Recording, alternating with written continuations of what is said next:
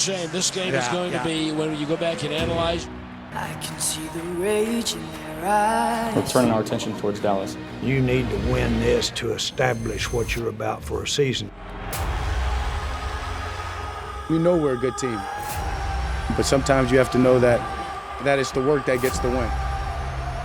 We got to get over the hump, simple as that.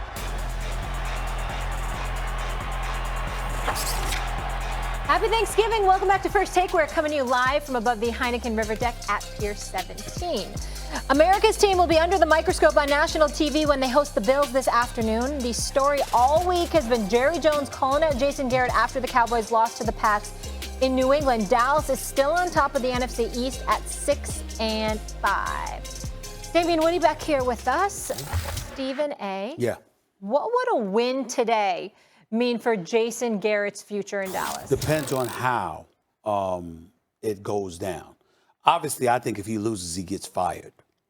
But I got news for you.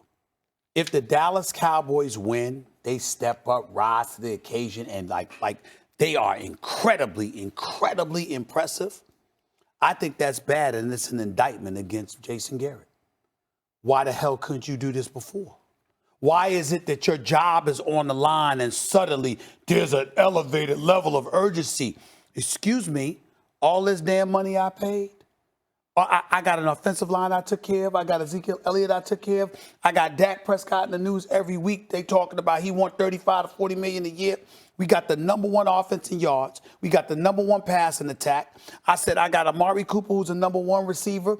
I said I got these cats, the Jalen Smiths of the world, the Leighton Vander Esch's of the world. Even though he didn't play last week, Sean Lee is still in this lineup. I got Marinelli. I got Rashad anchoring the defense, etc. We got first-class facilities. We're America's team. We're the brand and all of this other stuff. And we losing. We lost to New Orleans without Drew Brees. We lost to the Green Bay Packers. We lost to the New York Jets. We lost at home to the Minnesota Vikings, okay? And then now we lost to the New England Patriots. And, once I start barking and chirping about how your job might be on the line, suddenly you play?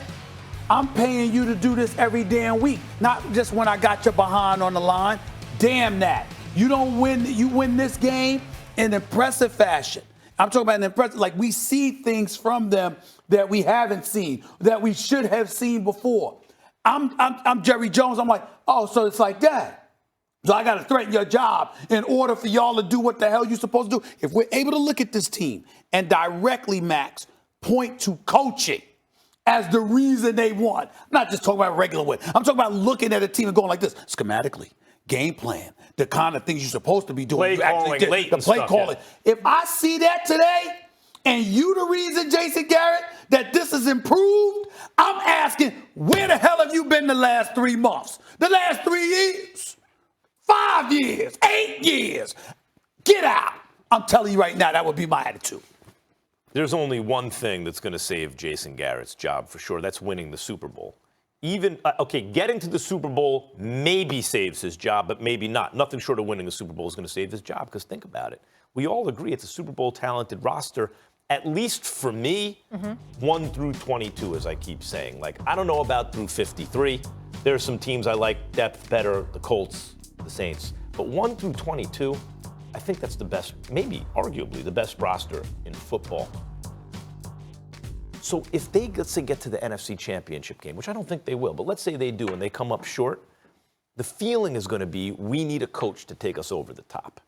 Even if you make it to the Super Bowl and come up short, boy, it better be because a guy missed a field goal, but there were no problems, in terms of the play calling late, clock management, nothing like that. And they better be in the game. I think he needs to win the Super Bowl. Win the Super Bowl to save his job. I don't think this game means anything without that. I don't think win or lose. I don't think it changes the status of where we think Jason Garrett is right now. I think that the Dallas Cowboys need to make a deep run. There are no more excuses. He is a lame duck coach. He doesn't have a contract after this year, and that right there in and of itself, Jerry Jones is telling you, it's Super Bowl or bust for you. Yeah. Period. You win against the Buffalo Bills? Great. Good. That's what you're supposed to do. Okay? We have a roster that we should do that. You lose, more pressures applied to you moving forward. Winning the NFC East, what is that? Yeah, the NFC East is terrible this year. It's gone. Like someone's got to. You sputtering. Someone's got to win.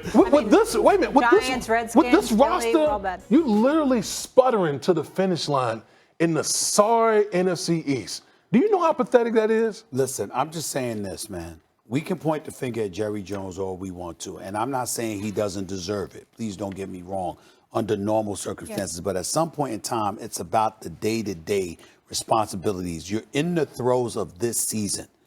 We all knew Jason Garrett was the head coach of the Dallas Cowboys this season when you picked him to go to the Super Bowl. Mm-hmm. We knew that Jerry Jones, we knew his history. We knew how much Jerry Jones loved him, how Jerry Jones should have got rid of him before. We had questions about him in terms of his ability to galvanize the team.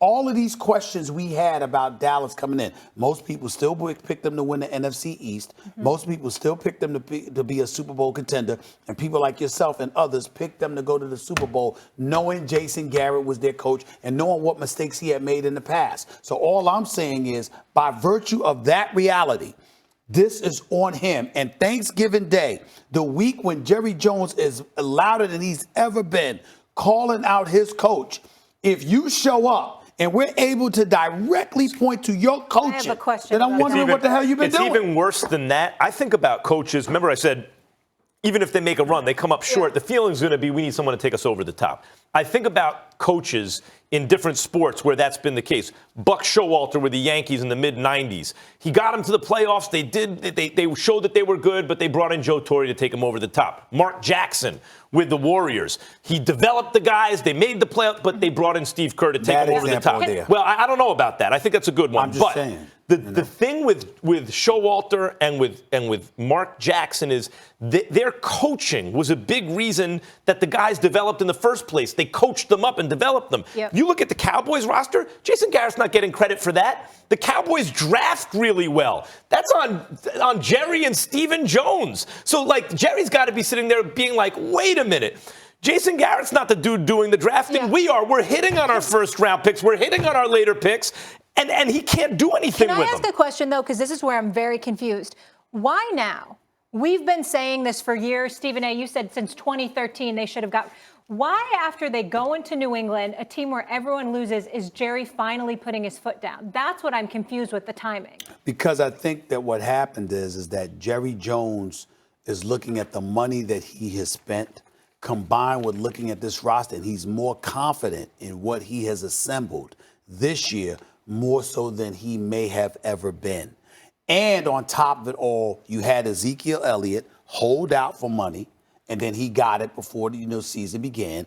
Then you've got folks talking about Dak, and to a lesser degree talking about Amari. So he's like, wait a minute, clearly people out there recognizes the talent that you have, so much so that they're in my face talking about how I'm supposed to pay you. And here we have, from top to bottom, especially coming off of last year, what the potential for us is, and out of nowhere, we're dipping while San Francisco is elevating. Green Bay is back relevant. The Minnesota Vikings can't be counted out. And we can't dismiss New Orleans. And that's one, because the question is like, why now? Why now? I think that's part of it. You're seeing the cream start to rise.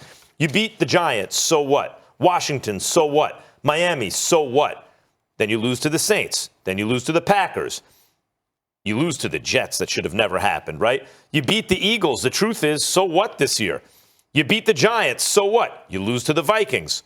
You beat the Lions without their starting quarterback. You lose to the Pats. Now you're playing the Bills. In other words, oh, wait, we're starting to play good teams. We beat the bad teams. We're supposed to do that. We're not doing what we're supposed to do, which is beat the good teams. We're losing to the good teams, and we're losing close games. Yep. They're not getting beat up. Did you just say the Lions were a good team? No. Without their starting quarterback. I'm gonna say this. Football is a fickle sport, and I'm not the type of person that's going to write anybody off, because I remember, I know you two guys will remember, I remember back in 2011, I think it was the 7-7 Giants played against the Jets, and that Victor Cruz long touchdown pass against the Jets sparked them, and this happened week 16, sparked their Super Bowl run. Big difference, though. You're talking about 11, right? 2011. A lot of those same players, same quarterback, same coach, had won the Super Bowl a couple years before, 4 years before. But that's not this Cowboys team. But they can still win the NFC East, get to the playoffs, and get lucky and make a run. He also picked them, Damian. So let's not pretend there's not an agenda here.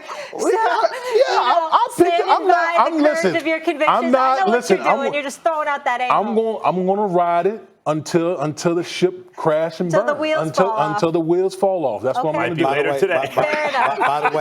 By the way, as an aside, yes. has nothing to do with the subject at hand, but it is Thanksgiving Day, and there is a game that comes on before the Dallas Cowboys. I'm looking at the Detroit Lions, who have not won a playoff game since 1991, and they've only been to the playoffs like 3, 6, 7, 8 times. I graduated high school in 91. Let me say this.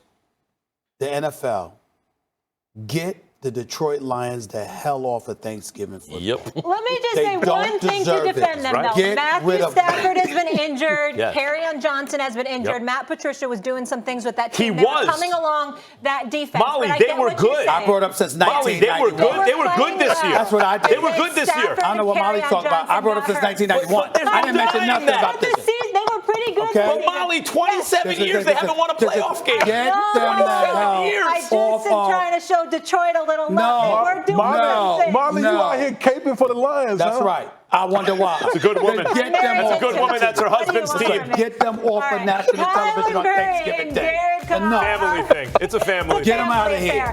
Are ranked above Tom Brady on the list of top quarterbacks this season. Trust me, you don't want to miss how Max and Stephen A. feel about this. I cannot wait for this game. Detroit Lions might make me not want to eat. Stop it. Jalen on Lamar Jackson continue to dominate against the best defenses in the NFL this weekend. The answer is coming up. I'm going to eat. I don't give a damn what the Lions do.